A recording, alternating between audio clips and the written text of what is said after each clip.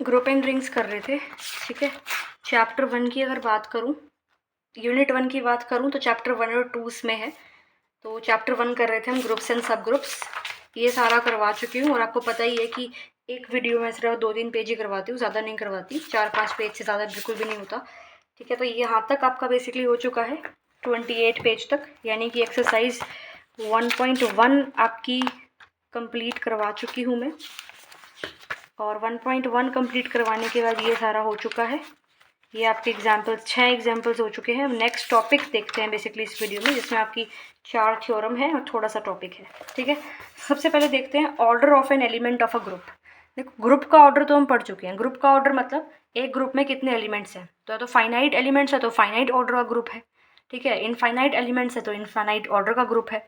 अब order of an element of a group क्या है, यानी कि अगर एक एलिमेंट आपका आता है तो उस एलिमेंट का ऑर्डर कैसे निकालते हैं, तो वो देखो।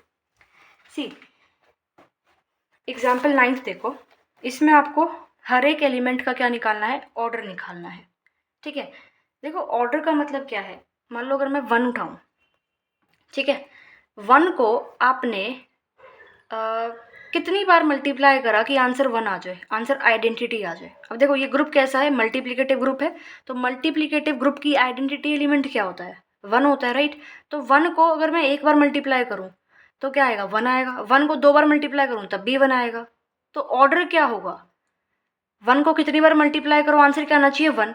लेकिन लीस्ट बार जो मल्टीप्लाई करा है वो आंसर आता है, ठीक है। -1 के केस में अगर देखें तो -1 को मैं 2 बार मल्टीप्लाई करूं तो आंसर क्या आएगा, 1।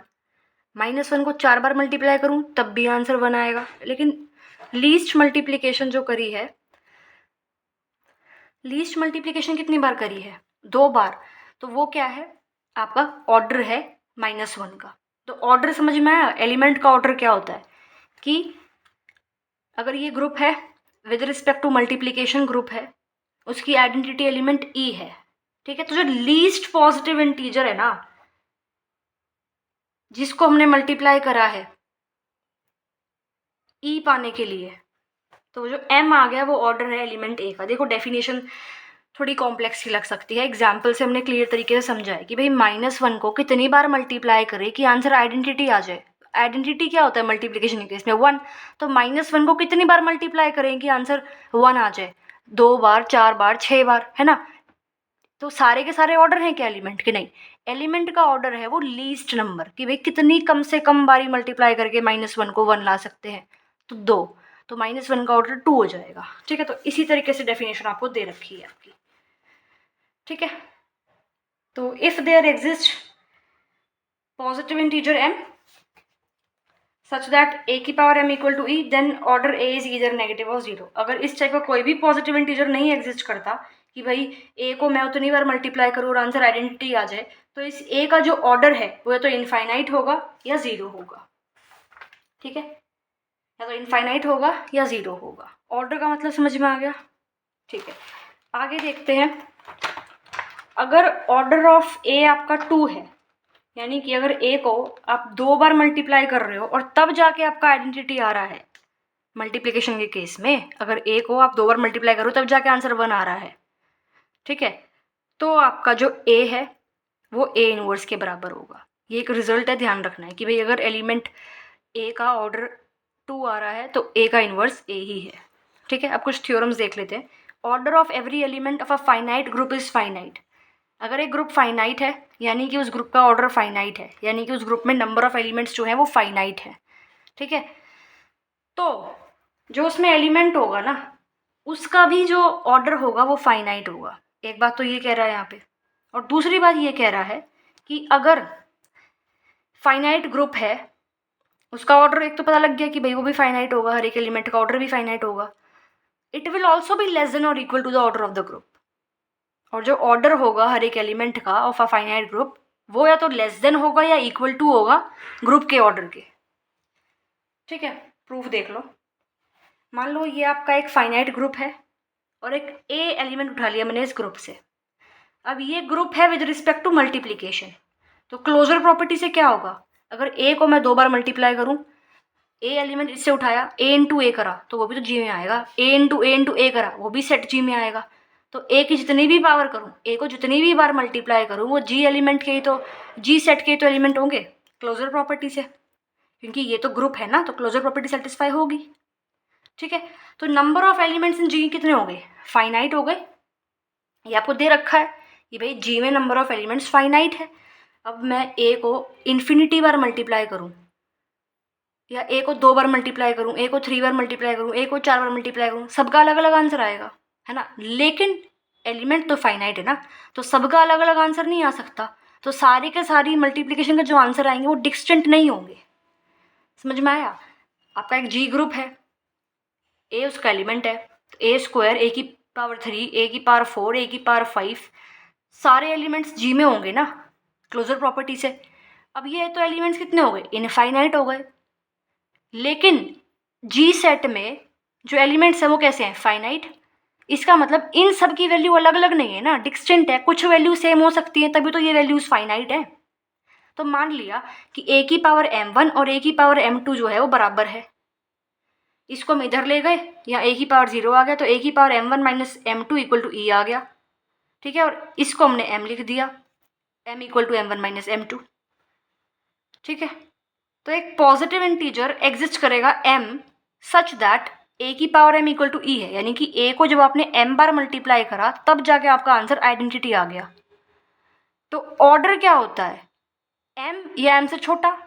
अब ये भी तो हो सकता है, जैसे एग्जाम्पल में आपको बताया था, इस वाले एग्जाम्पल में, कि भाई -1 का ऑर्डर, यानी कि -1 को कितनी बार मल्टीप्लाई करो कि आंसर 1 आ जाए? 2 बार, 4 बार, 6 बार, कुछ भी हो सकता है ना। तो इसका मतलब क्या है कि भाई ए को हमने m बार मल्टीप्लाई करा तब जाके आंसर ई आया है, लेकिन ऑर्डर तो लीस्ट नंबर होता है ना। तो जब भी कहीं ऐसी सिचुएशन मिल जाए कि ए की power m equal to e, तो ऑर्डर ऑफ ए हो जाएगा less than equal to m, क्योंकि ऑर्डर होता है लीस्ट पॉजिटिव इंटीजर m। ठीक है, तो ऑर्डर जो है वो फाइनाइट है। यहाँ से पता लग गया हमें कि भाई या तो ऑर्डर m होगा या उससे कम होगा। तो ऑर्डर तो फाइनाइट है ए का, इनफाइनाइट थोड़ी है ऑर्डर। तो ये चीज़ प्रूव करनी थी हमें कि भाई अगर एक फाइनाइट ग्रुप है तो उसके हर एक एलिमेंट का ऑर्डर फाइनाइट होगा। दूसरी चीज़ क्या थी कि अगर फाइनाइट ग्रुप है तो जो हर एक एलिमेंट का जो ऑर्डर होगा ना, वो या तो ग्रुप के ऑर्डर के इक्वल होगा या ग्रुप के ऑर्डर के कम होगा। अब वो चीज़ प्रूव करनी है। ठीक है, तो हमने n मान लिया ऑर्डर ऑफ ए। ठीक है, जो ए एलिमेंट है उसका ऑर्डर n मान लिया। अब ऑर्डर तो less than equal to m है ना, हमें क्या पता कि m ही होगा, उससे कम भी तो हो सकता है, तो वो हमने n मान लिया। तो ये जो सारे हैं, ये सारे डिस्टिंक्ट एलिमेंट्स हैं जी के। जब ऑर्डर n है तो ये सारे are all n distinct elements of G. फिर हमने मान लिया, इसकी कॉन्ट्रडिक्शन लेके प्रूव करेंगे कि भाई जो ए का ऑर्डर है वो ग्रेटर है जी के ऑर्डर से। ए का ऑर्डर क्या माना था? n, वो ग्रेटर है जी के ऑर्डर से। Number of elements in G less than n आ गया। ऑर्डर ऑफ जी क्या है? Number of elements in G, और वो क्या है? n से कम है। ओके, कॉन्ट्रडिक्शन हो गई, क्योंकि हमने लेके चले थे हम कि भाई ये जो सारे एलिमेंट्स हैं डिस्टिंक्ट है, तो हमारी सपोजिशन इज रॉन्ग। ये आपका प्रूफ हो गया। ये चीज़ दोबारा देखो, ए का ऑर्डर हम मान रहे हैं n, हमें ये चीज़ प्रूफ करनी है। हम कॉन्ट्रडिक्शन लेके चलते हैं कि भाई जो ए का ऑर्डर है वो जी के ऑर्डर से बड़ा है। ठीक है, अब ए का ऑर्डर हमने क्या माना है? n माना है। तो जो ये सारे एलिमेंट्स जी में बिलोंग करते हैं, ये सारे अलग अलग एलिमेंट्स हैं। ठीक है, तो जी का ऑर्डर ग्रेटर देन n है। इसका मतलब नंबर ऑफ एलिमेंट्स जो हैं जी में वो n से कम है।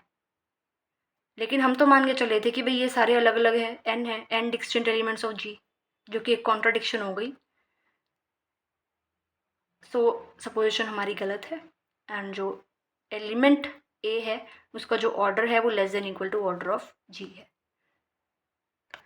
देखो, इसमें तो कन्फ्यूजन नहीं हो रहा ना आपको कि भाई ये डिस्टिंक्ट कैसे आ गए।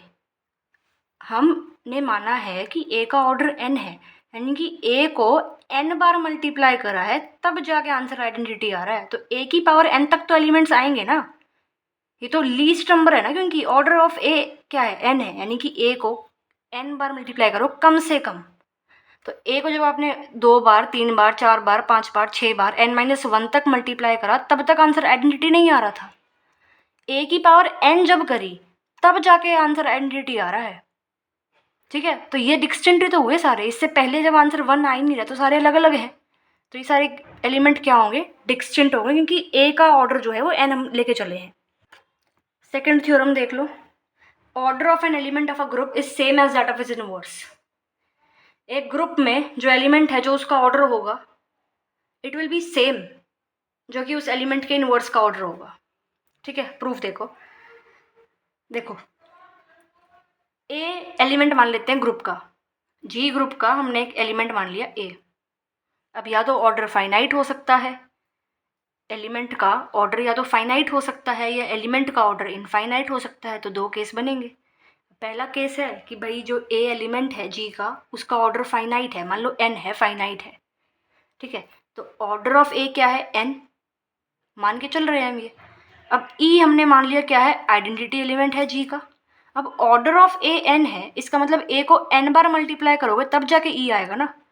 अब कुछ ना कुछ इनवर्स निकाल के लाना है हमें, क्योंकि इनवर्स के लिए प्रूफ करनी है चीज़।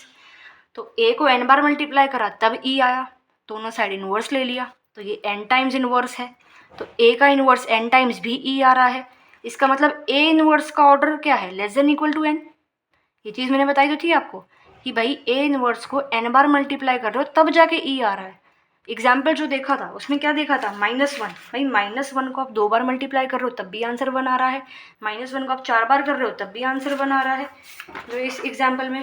क्योंकि मल्टीप्लिकेशन के केस में क्या होता है, मल्टीप्लिकेशन के केस में आपका जो आइडेंटिटी होता है वो 1 होता है, तो -1 को कितनी बार मल्टीप्लाई करोगे 1 आ जाए, तो 2 भी हो सकता है, 4 भी हो सकता है, 6 भी हो सकता है, लेकिन इसका ऑर्डर क्या आएगा, जो सबसे लीस्ट एलिमेंट है वो क्या है, 2। तो अगर मैं बोलूँ कि ए इनवर्स को n बार मल्टीप्लाई करके ई आ रहा है, तो इसका ऑर्डर क्या होगा ए इनवर्स का, है तो n होगा या उससे कम होगा। ठीक है, तो इसका मतलब इसका जो ए इनवर्स का जो ऑर्डर है वो क्या है, फाइनाइट है, उसको हम मान लेते हैं m। अब m को हम प्रूफ कर देंगे n के बराबर, तो यही तो प्रूफ करना था कि भाई जो a का ऑर्डर है वही ऑर्डर होगा ए इनवर्स का। तो m को जब a के बराबर प्रूफ करेंगे, जब इस तरीके के क्वेश्चन करने होते तो हम क्या करेंगे कि भाई m is your basically less than equal to n और m is greater than equal to n। अगर ये दोनों चीज़ें प्रूव हो गई तो आपका m इक्वल टू n आ जाएगा ना। अब देखो ए इनवर्स का ऑर्डर m है, m less than equal to n होगा। ठीक है, आगे देखो ए इनवर्स का ऑर्डर m है, इसका मतलब ए इनवर्स को m बार मल्टीप्लाई करा तब जाके e आया है। अब ये मत पूछना ये कहाँ से लिख दिया, ये देखो ना, ये देखो order of a inverse less than equal to n है और order of a inverse m है, तो m less than equal to n होगा। सिंपल सी बात है। अब हम प्रूफ करेंगे कि n less than equal to m है, फिर इस इक्वेशन से और उसको प्रूफ करके m इक्वल टू n आ गया। ठीक है, अब देखो a inverse m times multiply करा तब e आया है, इनवर्स ले लिया दोनों साइड, तो a को m बार मल्टीप्लाई करेंगे तब e आएगा, तो a की पावर m e आ गया। अब जब a की पावर m e आया है, इसका मतलब ऑर्डर ऑफ जो a है वो less than equal to m है। ठीक है, ये बहुत बार बता चुकी हूँ, जब कहीं भी इस तरीके का कुछ आ जाए तो उसका मतलब ये होता है a की power m equal to e, यानी कि order of a less than equal to m। तो ये चीज़ आ गई, और ऑर्डर ऑफ a क्या माना है हमने, n, तो n less than equal to m, और जो m है वो भी आपका less than equal to n है, तो इन दोनों इक्वेशन से m क्या आ गया, n के बराबर। यही तो प्रूफ करना था। ठीक है, अब इसमें एक केस और चलेगा कि भाई हम मान लेते हैं कि जो ऑर्डर है एलिमेंट का वो इनफाइनाइट है। ठीक है, तो ऑर्डर ऑफ ए इनवर्स भी इनफाइनाइट होगा, ये प्रूफ करना है। अब इसमें हम कॉन्ट्रडिक्शन से प्रूफ करेंगे इसको। मान लेते हैं कि भाई आपका ए का ऑर्डर इनफाइनाइट है, ए इनवर्स का ऑर्डर जो है वो भी इनफाइनाइट होगा, तो मान लेते हैं कि भाई ए इनवर्स का ऑर्डर फाइनाइट है, मान लिया m। इसका मतलब क्या है कि भाई ए इनवर्स को m बार जब मल्टीप्लाई करोगे तब आंसर ये आएगा। m अंदर लिख लिया, इनवर्स की पावर बाहर लिया है, इनवर्स दोनों साइड ले लिया, तो यहाँ ये आ गया। तो ए एम का, इसका मतलब यहाँ से क्या आ रहा है, यहाँ से आपका आ रहा है कि a को m बार मल्टीप्लाई करा आंसर e आ रहा है, पर इसका मतलब क्या है, ये होता है ना कि भाई ऑर्डर ऑफ a जो है वो less than equal to m है। ये बहुत बार बता दिया मैंने, तो इस तरह की चीज़ जाती तो इसको उस तरह से लिखते हैं, लेकिन ऑर्डर ऑफ a क्या है, फाइनाइट है, जो कि कॉन्ट्रडिक्शन यहाँ पे आ गई। इसका मतलब अगर ऑर्डर ऑफ a फाइनाइट है तो ऑर्डर ऑफ a इनवर्स भी फाइनाइट होगा, और यही तो मैं प्रूफ करना था इसमें। तो दोनों केस से प्रूफ हो गया आपका कि भाई एक एलिमेंट का जो ऑर्डर है वही होता है उसके इनवर्स का ऑर्डर। ठीक है, नेक्स्ट चलते हैं थ्योरम 3 पे। थ्योरम 3 क्या कहती है? If the element a of a group G is of order n, अगर जी एक ग्रुप है, उसका एक एलिमेंट है ए, उसका ऑर्डर n है, तो अगर आप a को m बार मल्टीप्लाई करते हो तो आंसर e आएगा, if and only if n is a divisor of m। देखो, if and only if he condition है, यानी कि अगर n is a divisor of m है तो ये कंडीशन प्रूफ होगी, और अगर ये कंडीशन प्रूव होती है तो n जो है वो m का डिवाइज़र है। इफ़ एंड ओनली इफ की सिचुएशन है तो दोनों चीज़ हम प्रूव करेंगे। और जो चीज़ कॉमन है वो ये पहली वाली लाइन है कि भाई ये तो है ही, ये तो प्रूफ करनी है, ये आपको गिवन है। गिवन क्या चीज़ है कि भाई a का जो ऑर्डर है वो n है, तो ये चीज़ गिवन है। लेके चलते हैं भाई n डिवाइज़र है m का, ये प्रूफ करते हैं। अब n डिवाइज़र है m का, हमें प्रूफ करना है ये चीज़ कि भाई a की पावर m e के बराबर है। अब जो कंडीशन आपको गिवन है कि भाई a का ऑर्डर n है, यानी कि a को जब n बार मल्टीप्लाई कर रहे हो या a को जब n टाइम्स कर रहे हो तो उसका आंसर आइडेंटिटी आएगा। गिवन कंडीशन से ये तो पता लग रहा है, ठीक है। अब n m का डिवाइज़र है, ये हम लेके चल रहे हैं, तो देयरफॉर एक ऐसा इंटीजर q एग्जिस्ट करेगा such that m is equal to n q। ये क्या है? डिविजन एल्गोरिथम होती है ना, dividend equal to divisor into question plus remainder. और जब n डिवाइज़र है m का तो रिमाइंडर तो ज़ीरो आता है ना उस केस में, ठीक है। तो ये आ गया m equal to n q। अब a की पावर m को हमने लिख दिया a की पावर n q, a की पावर n q, a की पावर n क्या है? e है, तो e की पावर q, e की पावर q क्या आएगा? e आएगा। तो a की पावर m लेके चले थे, e आ गया, यही प्रूफ करना था, ठीक है। अब सेकंड केस क्या है? आपको पता है कि a का ऑर्डर n है और a की पावर m e है। अब हमें प्रूफ करना है कि n जो है वो डिवाइजर ऑफ m है। तो देखो, m और n क्या है? आपके इंटीजर्स हैं, तो डिविजन एल्गोरिदम से ये चीज़ लिख सकते हैं ना कि भाई अगर m को मैंने n से डिवाइड करा तो ये चीज़ बनती है, m डिविडेंट है, n डिवाइज़र है। डिविजन एल्गोरिदम ये तो कहती है, ठीक है। और ये आपका रिमाइंडर होता ही है इसके बीच में। मैंने बताया था आपको 1.1 में भी तो बताया था कि भाई रिमाइंडर इस तरह से होता है आपका हमेशा, ठीक है। a की पावर m क्या है? a की power n Q plus r, यहाँ से m ये है तो a की पावर m ये आपको दे रखा है ना कि भाई a की power m equal to e है। ये चीज़ हम लेके चल रहे हैं कि भाई a की power m equal to e है, प्रूफ करेंगे कि n डिवाइज़र है m का। तो a की पावर m यहाँ से लेके चल रहे हैं। a की पावर n क्या है? a की power n Q plus r, n की वैल्यू ये है, अलग अलग कर दिया। ये a की पावर n क्यू, a की पावर n क्या है? e, क्योंकि ये भी तो गिवन है आपको, दे तो रखा था सबसे पहले लाइन ये तो लिखी थी कि भाई a का ऑर्डर n है, तो a का ऑर्डर n है तो यानी कि a को n टाइम्स मल्टीप्लाई करके e आ रहा है, और e की पावर q e ही आएगी, ar, तो am इक्वल टू ar आ गया, ठीक है। और am इक्वल टू e था और ar इक्वल टू e है, am इक्वल टू ar है ही, समझ में आया? am इक्वल टू ar है, am इक्वल टू e है, तो ar भी तो e के बराबर होगा। तो r जो है, n जो है वो ऑर्डर हो गया a का, दे रखा है, तो therefore possible value of r जो है वो 0 है, तो m equal to n q, conversely n is divisor of m, ठीक है। ar इक्वल टू e है तो n is order of n। देखो, ar इक्वल टू e है यानी कि a को आप r बार मल्टीप्लाई कर रहे हो, आंसर आइडेंटिटी आ रहा है ना। और r जो है वो लाई किसके बीच में करता है? 0 और n के बीच में, लेकिन r की वैल्यू जो है वो n थोड़ी हो सकती है। भाई ये समझ नहीं आ रहा ना तो प्लीज़ पिछली वीडियो देख लेना कि ये कैसे लिख दिया। रिमाइंडर ये तो होता है, अगर आप किसी नंबर को 7 से डिवाइड कर रहे हो तो रिमाइंडर क्या आएगा? 0 1 2 3 4 5 6, 7 थोड़ी आएगा रिमाइंडर, तो वही चीज़ लिखी हुई है ये, ठीक है। a को आप r बार मल्टीप्लाई कर रहे हो तो आंसर आइडेंटिटी आ रहा है, लेकिन a का ऑर्डर क्या था? r, तो देयरफॉर जो r की पॉसिबल वैल्यू है वो 0 ही तो है, ठीक है। तो m equal to n q आ गया। अब m equal to n q है यानी कि m को n से डिवाइड करो तो कुछ क्वेश्चन आ रहा है लेकिन रिमाइंडर 0 आ रहा है, तो इसका मतलब n क्या है? वो डिवाइजर है m का, ठीक है। अब आपको डाउट थोड़ा सा हो रहा होगा कि भाई r की पॉसिबल वैल्यू 0 कैसे है? तो देखो, r लाई करता है n और 0 के बीच में, बट r जो है वो n नहीं हो सकता। ऑर्डर ऑफ a क्या है? n, और ऑर्डर क्या होता है आपका? लीस्ट पॉजिटिव इंटीजर होता है, तो यहाँ पर लीस्ट पॉजिटिव इंटीजर 0 ही आएगा, क्योंकि जब a की पावर 0 रखोगे तभी तो आंसर e आएगा। तो पॉसिबल वैल्यू r की क्या हो सकती है? 0 हो सकती है, चलो और कुछ हो ही नहीं सकती, ठीक है। नेक्स्ट देखते हैं theorem 4। Orders of the elements a and x inverse ax are same whether ax are two elements of where a and x are two elements of a group। Most important equation है ये, most important theorem है कि भाई a का और x inverse ax का जो order है वो सेम होगा, जहाँ पे ए और एक्स क्या है, दो एलिमेंट्स है ग्रुप के। तो यहाँ भी दो केस चलेंगे कि भाई या तो इन दोनों का ऑर्डर फाइनाइट होगा या इन दोनों का ऑर्डर क्या होगा, इनफाइनाइट होगा। ठीक है, ए का ऑर्डर मान लेते हैं एन, इसका ऑर्डर मान लेते हैं एम।